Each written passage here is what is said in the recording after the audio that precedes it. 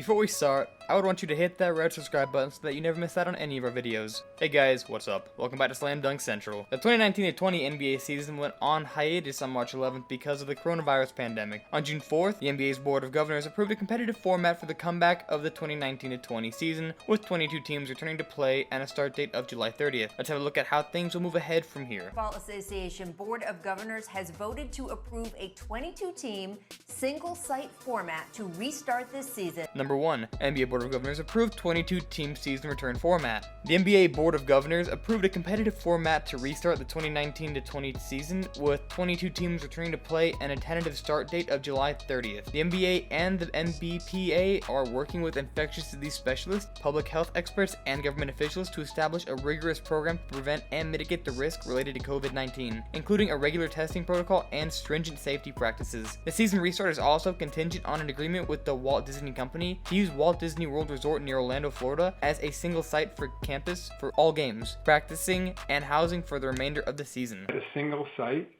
and that would be in Orlando, Florida at Disney World of Sports Complex.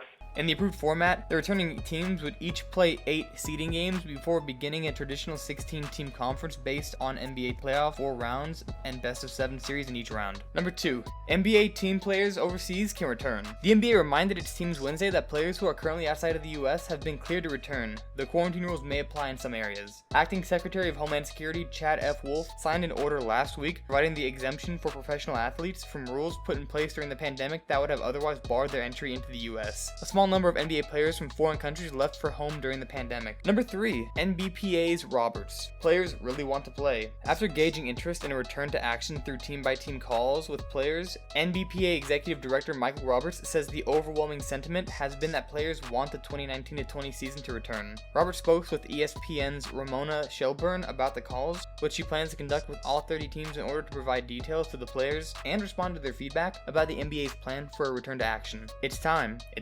Roberts told ESPN. It's been 2.5 months of what if. My players need some level of certainty. I think everybody does. Number 4. Will there be fans at these games in Orlando? No, but if you're watching on TV, you'll still see some people in the stands. If other NBA players don't have a game they're currently playing in, a limited number will be allowed in, along with select members of the media, team executives, league and union personnel, and even some sponsors. Games will be held at 3 arenas around Walt Disney World. Participating players in those games will have to spread out over 2 rows. A public address announcer and cameras will capture the games for the public.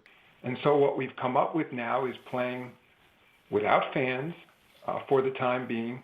Number 5. What about masks? People will have to wear masks or facial coverings when they're indoors or on the Disney campus, except while eating, while in an individual's room, or participating in outdoor activities. NBA players actively in a game, referees, bench players, and coaches who are sitting in the front row won't have to wear masks either if a contest is underway. Number 6. Where will games be held? The NBA has opened negotiations with the Walt Disney Company to host its games at the ESPN Wide World of Sports Complex near Disney World in Reunion, Florida. Given the large number of teams, the NBA will probably need to hold multiple games and practices simultaneously within the single site location. There will be no fans in attendance, and the games will essentially be made-for-television events. The NBA's close relationship with ESPN, one of its major media partners, and its parent company, Disney, influenced the choice of locale. Number 7. Are there coronavirus precautions? This is the toughest question of all and the biggest unknown. At least 10 players tested positive for the coronavirus in March, with some players testing positive on the same team or shortly after playing each other. Additionally, numerous coaches are in a high-risk category given their age.